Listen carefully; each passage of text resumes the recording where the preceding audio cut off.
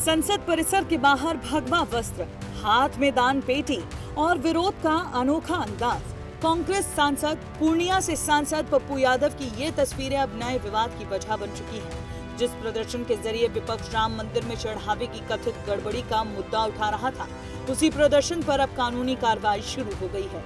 भगवा वेश धारण कर प्रदर्शन करने को लेकर साधु संतों ने इसे संत समाज और सनातन परंपरा का अपमान बताते हुए पप्पू यादव के खिलाफ एफआईआर दर्ज कराई है।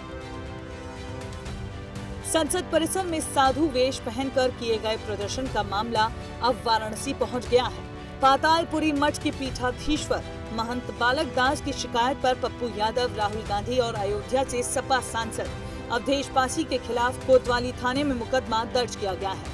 संत समाज ने इसे साधु परंपरा का अपमान बताते हुए कड़ी आपत्ति जताई। संसद परिसर के बाहर भगवा वस्त्र पहनकर किए गए प्रदर्शन को लेकर उठे विवाद की आग अभी ठंडी भी नहीं पड़ी थी कि सांसद पप्पू यादव एक और विवाद के केंद्र में आ गए। ये तस्वीरें उनके आवास की हैं, जहां प्रेस कॉन्फ्रेंस के दौरान अचानक एक शख्स ने सनातन के अपमान का आरोप लगाते हुए उन पर हमला करने की कोशिश की। मौके पर मौजूद लोगों ने तुरंत उसे पकड़ लिया और पूरे घटनाक्रम का वीडियो भी सामने आया। हालांकि आरोपी ने हमले की कोशिश क्यों की और पुलिस ने अब तक क्या कार्रवाई की, इसको भी समझ लेते हैं। सांसद पप्पू यादव दिल्ली स्थित अपने आवास पर 2 अगस्त की शाम मीडिया से बात कर रहे थे।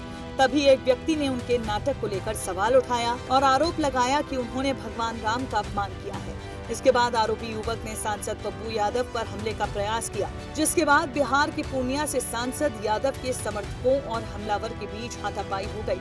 पुलिस सूत्रों के मुताबिक आरोपी की पहचान 34 साल के युवक सुमित के रूप में हुई है, जो कि यूपी के बुलंदशहर का रहने वाला है। लिहाजा पुलिस ने बीएनएस की कई धाराओं में उसके खिलाफ मामला दर्ज किया है। दिल्ली पुलिस ने इस मामले में 2 आरोपियों को गिरफ्तार किया है। पहले साधु संतों की नाराजगी, फिर एफआईआर और अब इस पूरे मामले पर सियासत भी तेज है। पक्ष और विपक्ष आमने सामने हैं और नेताओं की प्रतिक्रियाओं का दौर शुरू हो चुका है।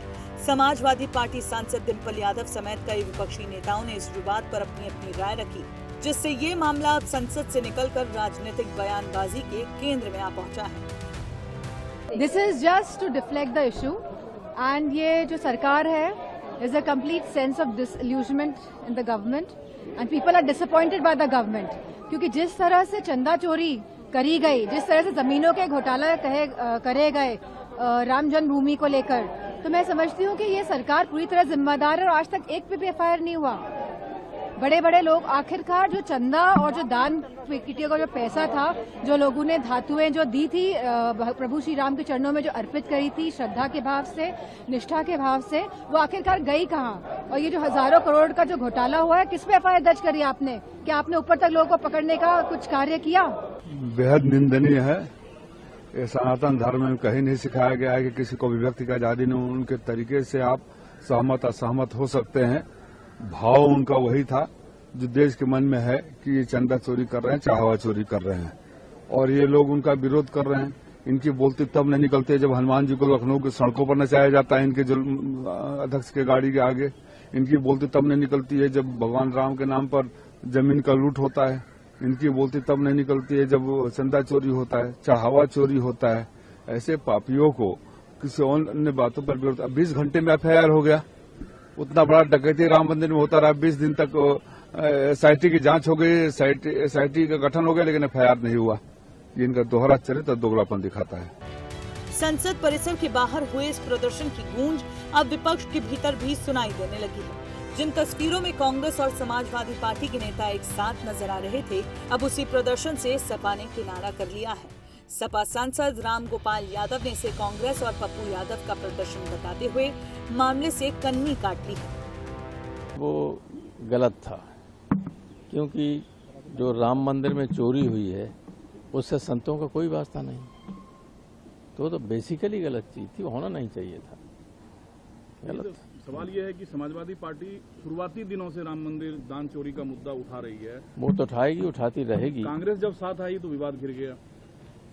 अब दूसरी पार्टियों में कोई कमेंट नहीं करना चाहिए। दूसरा सर, अखिलेश यादव जी ने बहुत सधे हुए शब्दों के साथ बीजेपी की आलोचना की है कि सरकार जो है वो रचनात्मक अभिव्यक्ति से डरती है। जब सरकार रचनात्मक काम ही नहीं करेगी तो अभिव्यक्ति तो आएगी नहीं उसके पास, तो नैरेटिव बनाएगी। कि किस तरह से इस बात को घुमा के कहा जाए और दूसरों पर आरोप लगा दिया जाए। इसमें एक्सपर्ट हैं ये, इनका जाने कौन सा स्कूल है जिसमें ये चीज सिखाई जाती है।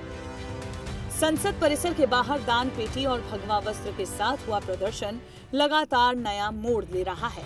पहले साधु संतों की नाराजगी, फिर एफआईआर, उसके बाद हमला, राजनीतिक प्रतिक्रियाएं और अब विपक्ष के भीतर अलग अलग सुर।